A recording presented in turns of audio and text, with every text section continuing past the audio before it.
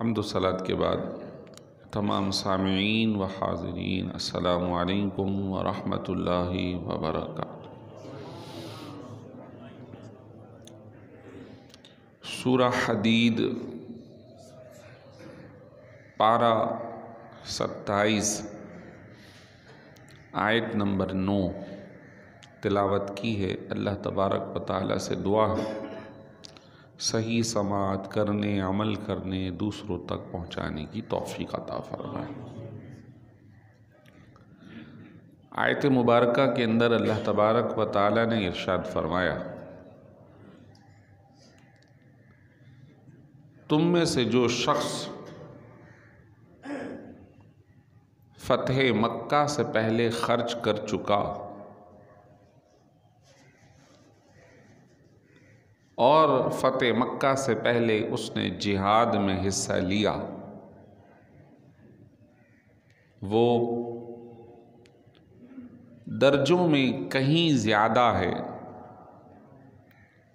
ان لوگوں سے کہ جنہوں نے فتح مکہ کے بعد مال خرچ کیا اور جہاد میں حصہ لیا، اور یہ دونوں جماعتیں برابر نہیں ہو سکتی۔ ترجمہ مکمل ہوا۔ صحابہ کرام رضوان اللہ تعالی علیہم اجمعین کا ایک وہ حصہ یا وہ جماعت تھی کہ جو فتح مکہ سے پہلے شدت اور مخالفت کے زمانے میں بھی سرکار دو عالم صلی اللہ تعالی علیہ وسلم کے ساتھ رہے، اور ایک وہ جماعت تھی کہ جو مکہ مکرمہ کے فتح ہونے کے بعد، اسلام کے پھیل جانے کے بعد، سرکار دو عالم صلی اللہ علیہ وسلم کے غلبہ مبارک کو دیکھنے کے بعد حضور کے ساتھ جڑ گئے۔ جیسے سورہ نصر اذا جاء نصر اللہ والفتح ورأیت الناس يدخلون فی دین اللہ افواجا، کہ جب اللہ کی فتح آئی تو آپ دیکھیں گے کہ لوگ جوق در جوق، جماعت در جماعت اسلام میں داخل ہو رہے ہیں۔ تو غلبہ اسلام کے بعد وفد در وفد، جماعت در جماعت لوگ حضور کی بارگاہ میں پیش ہوئے، آپ کا کلمہ شریف پڑھا، آپ کی صحبت مبارک سے فیض یاب ہوئے اور صحابہ کے اعلیٰ درجے پر فائز ہوئے۔ یہ بھی قابل فضیلت ہے، لیکن فرمایا جو فتح مکہ سے پہلے جنہوں نے خرچ کیا، جنہوں نے جہاد میں حصہ لیا، ان کا درجہ ان سے بڑا ہے، اور یہ دونوں درجے والے برابر نہیں ہو سکتے۔ منصب صحابی کے اندر سب برابر ہے، اللہ سب سے راضی ہے، لیکن پھر ان کے آپس کے درجات میں اللہ نے فرمایا ان کا درجہ زیادہ ہے۔ حضرت صدیق اکبر رضی اللہ تعالیٰ عنہ، ان کا کیا درجہ؟ فرمایا ان کا درجہ یہ ہے کہ انبیاء علیہم السلام کے بعد جو شخص پوری کائنات میں افضل ہے وہ سیدنا صدیق اکبر رضی اللہ تعالیٰ۔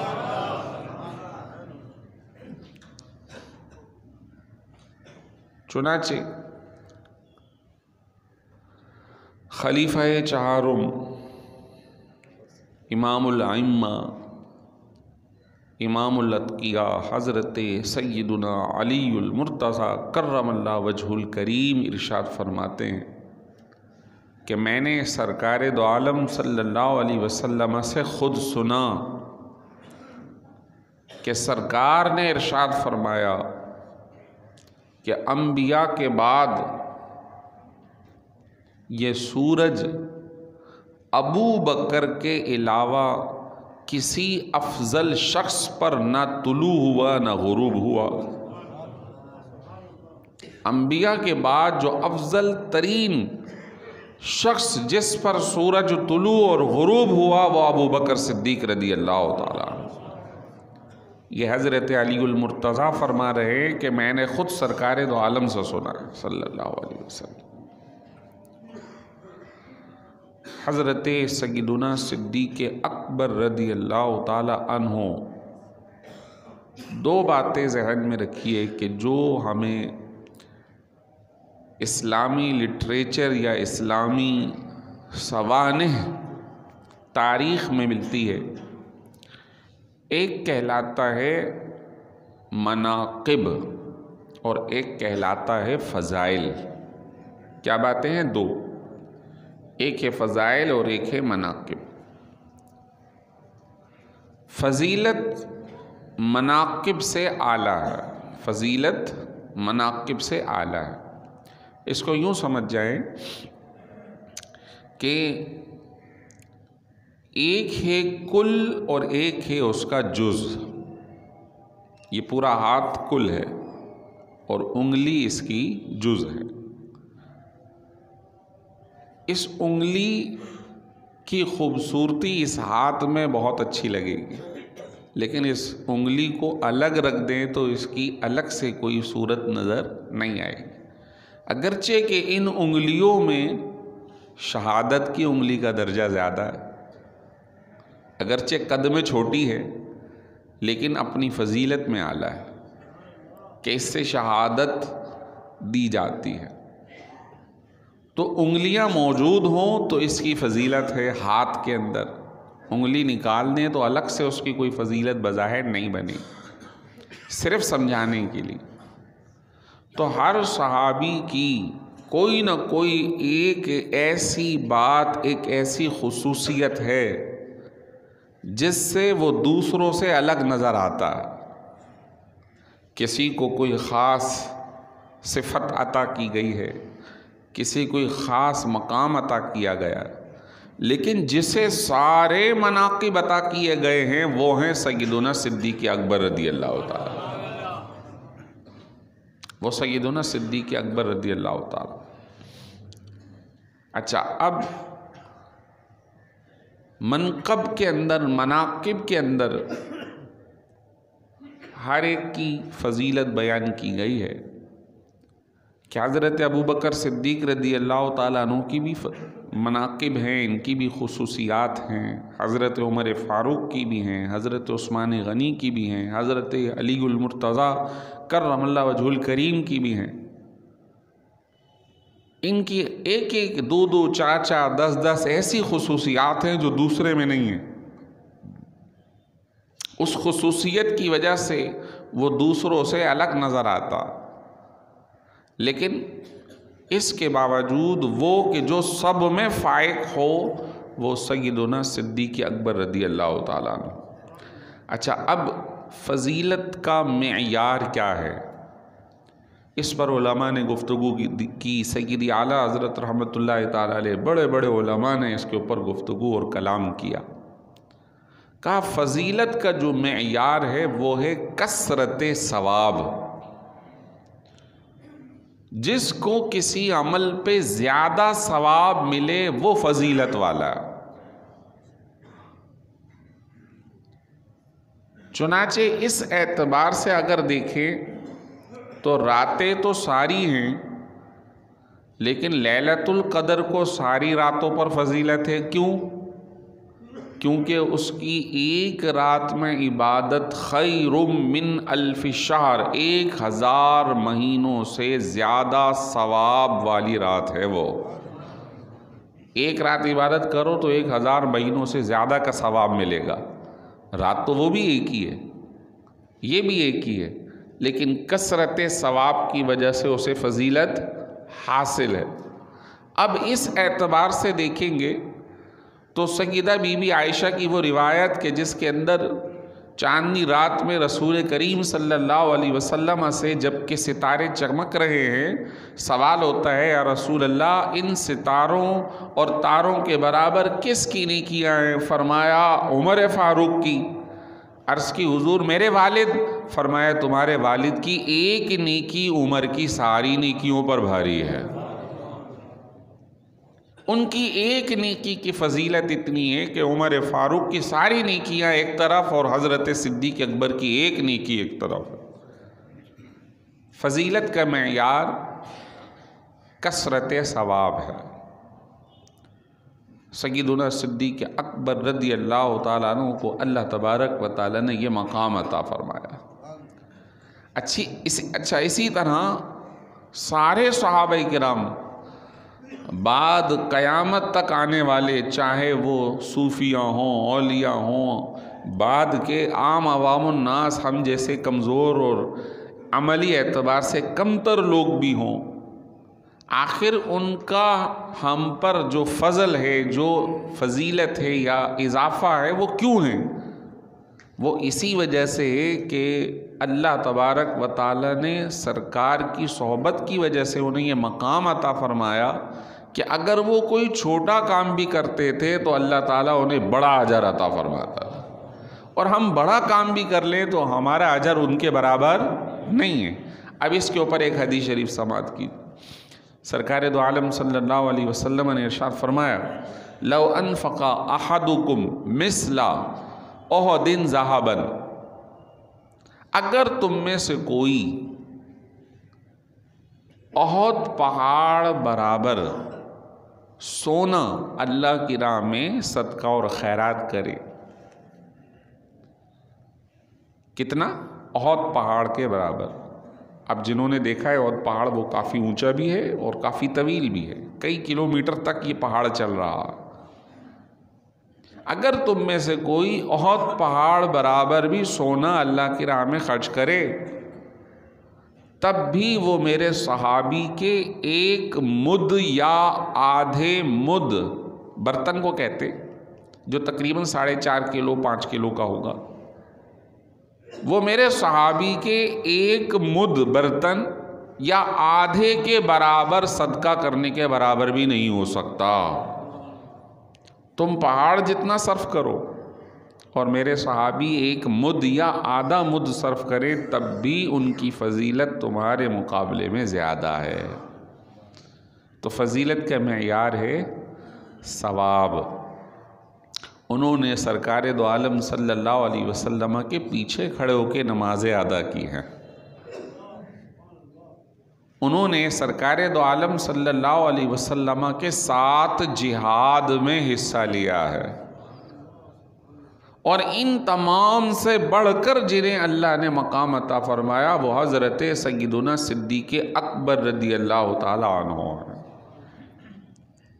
جیسے پچھلے جمعۃ المبارک کو بھی یہ بات عرض کی تھی کہ سیدنا صدیق اکبر رضی اللہ تعالیٰ عنہ کا اہل بیت اطہار رضوان اللہ تعالیٰ علیہ مجمعین حضور کے خاندان والوں سے بہت ہی اچھا تعلق تھا، اور اسی طرح اہل بیت اطہار کا حضرت صدیق اکبر رضی اللہ تعالیٰ عنہ سے تھا. اس کی کئی ایک مثالیں اور آپس میں بہت ہی وہ شیر و شکر ہے، آپس میں بہت ہی زبردست تعلق والے ہیں، اور صحابہ کرام سارے کے سارے آپس میں ایک دوسرے کا تعاون اور تعلق اور بہتر انداز میں ایک دوسرے کے ساتھ تعاون کرنے والے. حضرت صدیق اکبر رضی اللہ تعالیٰ عنہ ان ایام میں کہ جب سرکار دو عالم صلی اللہ علیہ وسلم شدید علیل ہو گئے ہیں، حضرت سیدہ عائشہ رضی اللہ تعالیٰ عنہا کو حکم دیا کہ جاؤ ابو بکر کو کہو کہ وہ نماز با جماعت پڑھائیں. ان کو کہو. سیدہ عائشہ رضی اللہ تعالیٰ عنہ عرض کرتی ہیں یا رسول اللہ میرے والد نرم دل ہیں، آپ یہ حکم عمر فاروق کو کہہ دیں. میں نہیں، انہی کو کہو. میں تیسری مرتبہ فرمایا انہی کو کہو، تم عورتیں بحث زیادہ کرتی ہو. پھر انہیں بلایا اور فرمایا کہ نماز پڑھائیے۔ سرکار دو عالم صلی اللہ علیہ وسلم کی موجودگی میں فجر، ظہر، عصر، مغرب، عشاء، پھر اگلے دن تقریباً 17 نمازیں صحابہ کرام کو جماعت کے ساتھ پڑھائیں۔ اب کچھ طبیعت مبارکہ میں خفت اور ہلکا پن محسوس ہوا تو بخاری شریف کی حدیث ہے، اپنے حجرے مبارک سے پردہ ہٹایا، ذرا دیکھوں کہ میرے غلام کس طرح نماز ادا کر رہے ہیں۔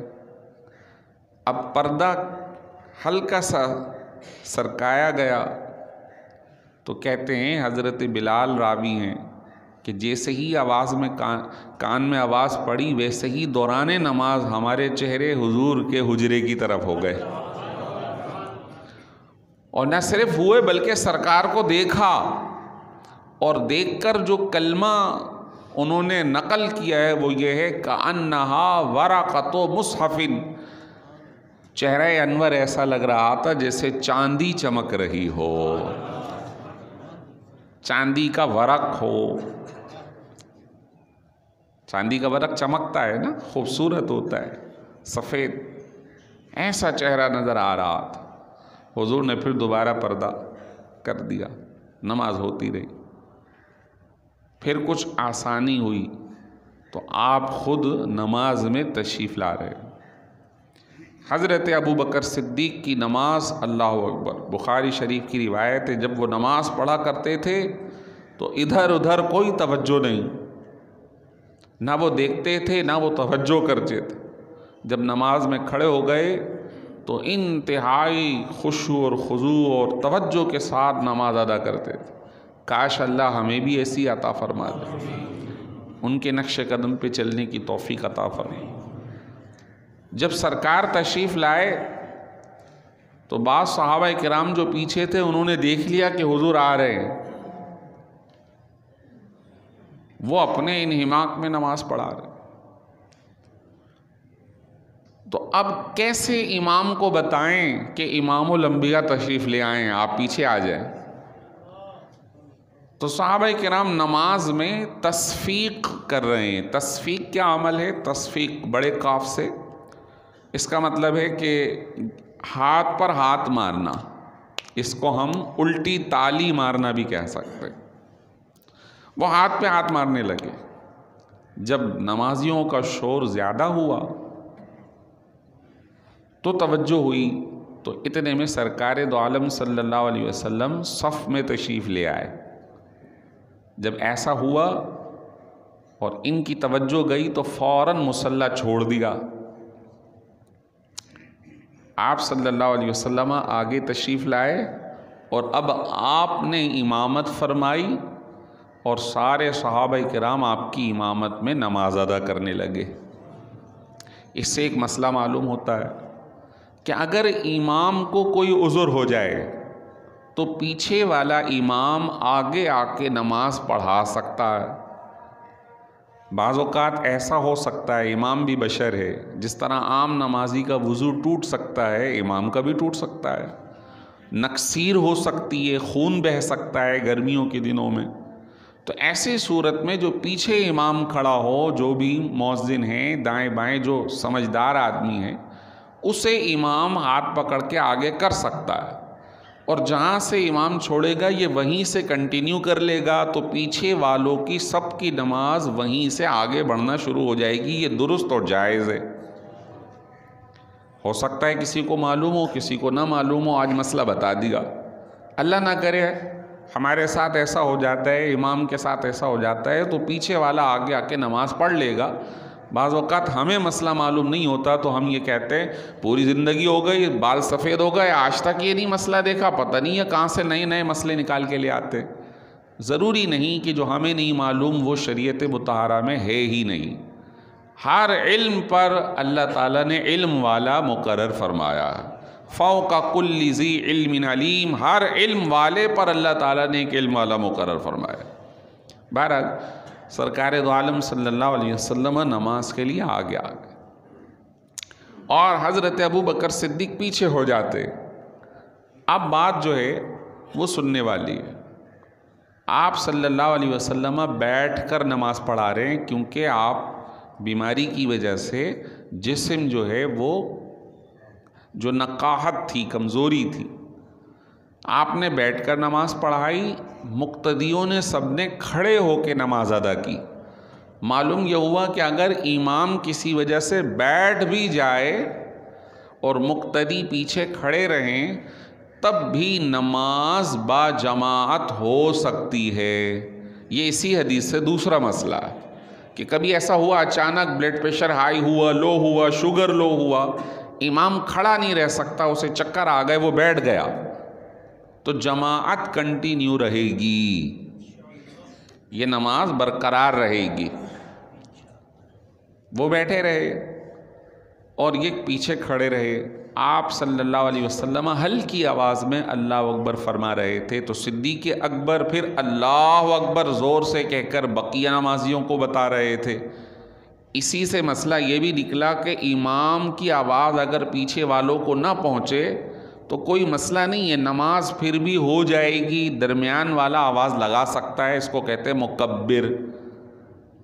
مکبر۔ اب یہاں پہ درمیان میں ایک مسئلہ ہوا، وہ بھی سمجھا دوں کہ کسی روز ہماری اسی مسجد میں لائٹ چلی گئی تو جنریٹر چلانے میں خادم بھاگے دوڑے، تو خطبہ ہو رہا تھا، تو اب خطبے کی آواز جس جو چھت پر ہے اس کو نہیں گئی، جو باہر ہے اس کو نہیں گئی، نماز اس کے بعد جنریٹر چل گیا، نماز شروع ہو گئی اور آواز آپ تک پہنچ گئی۔ بعد میں آواز آتی ہے، مجھے معلوم چلتا ہے کہ دروازے پر دو نمازیوں کا اختلاف ہوا ہے، ہماری تو جمعے کی نماز ہوئی نہیں کیونکہ ہم نے تو خطبہ نہیں سنا۔ خطبہ الگ چیز ہے، نماز الگ چیز ہے، اس کا اس سے تعلق ثواب کا تو ہے، لیکن اس کا مطلب ہرگز یہ نہیں ہے کہ جس نے خطبہ نہیں سنا اس کی نماز نہیں ہوئی، ایک بات۔ دوسری بات، خطبہ تو نماز میں امام نے دیا ہے، آپ کو آواز نہیں پہنچی تو اس کا مطلب یہ نہیں کہ خطبہ ہی نہیں ہوا۔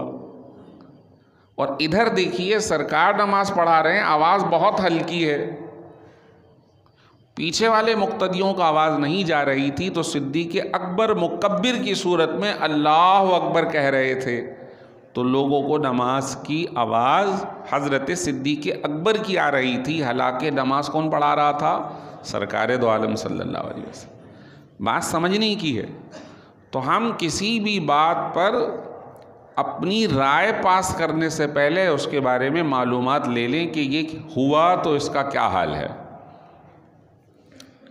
نماز مکمل ہو گئی، سرکار دو عالم صلی اللہ علیہ وسلم نے سلام پھیر دیا، بقیہ مقتدیوں نے بھی صدیق اکبر کی آواز پر سلام پھیر دیا۔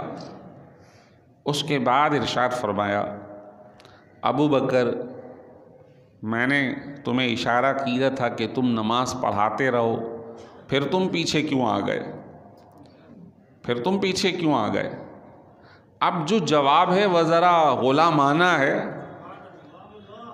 اور اظہار ہوتا ہے حضور کے سامنے عاجزی کا کہ افضل البشر سرکار کی بارگاہ میں کیسے عرض کرتے تھے۔ عرض کی، یا رسول اللہ، ما کان لابن ابی قحافۃ ان یؤم بین یدی رسول اللہ صلی اللہ علیہ وسلم، ابو قحافہ کے بیٹے کی کیا مجال کہ وہ آقا کے سامنے کھڑے ہو کے نماز پڑھائے؟ اللہ اکبر۔ ابو قحافہ کے بیٹے کی، یہ تو اس کے لیے روا ہی نہیں، یہ تو اس کے لیے جائز ہی نہیں کہ وہ آقا کے سامنے کھڑا ہو جائے۔ اللہ اکبر۔ بات بہت اونچی ہے سمجھنے والوں کے لیے، نہ سمجھنے والوں کے لیے کچھ بھی نہیں، کہ وہ خادم وہ کس طرح پیش آیا کرتے تھے سرکار دو عالم صلی اللہ علیہ وسلم کے سامنے۔ یہی وہ بات ہے کہ جس نے ان کو اتنا بلند رتبہ عطا کروا دیا، یہی وہ محبت ہے، یہی وہ ادب ہے، یہی وہ انداز تھا کہ جو سرکار دو عالم صلی اللہ علیہ وسلم کی خدمت میں رہ کر انہوں نے سیکھا۔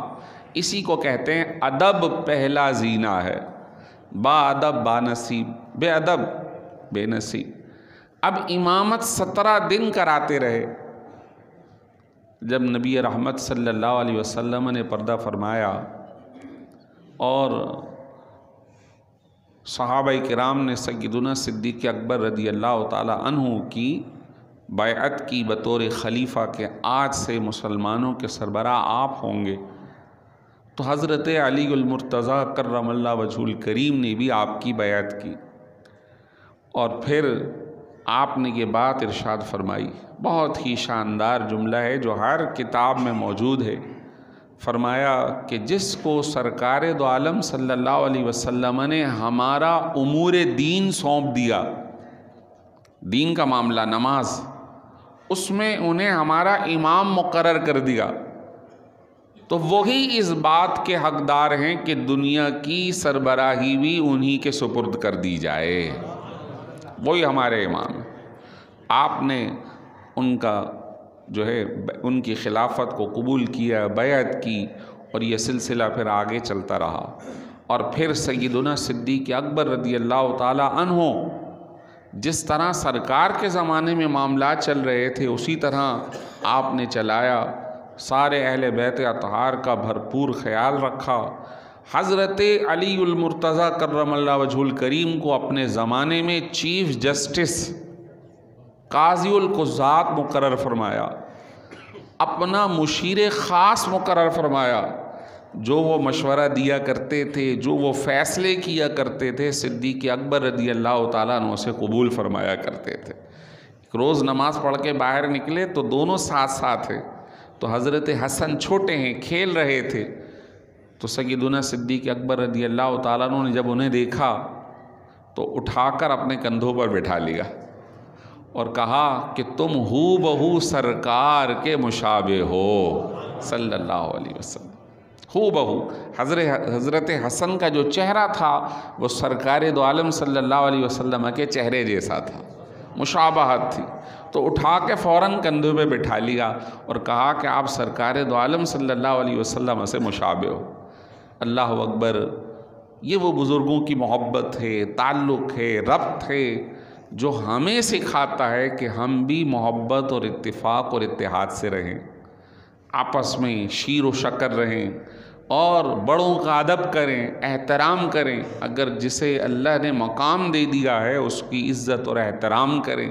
اللہ تبارک و تعالی ہمیں جو بھی سیکھا ہے عمل کرنے کی توفیق عطا فرمائے۔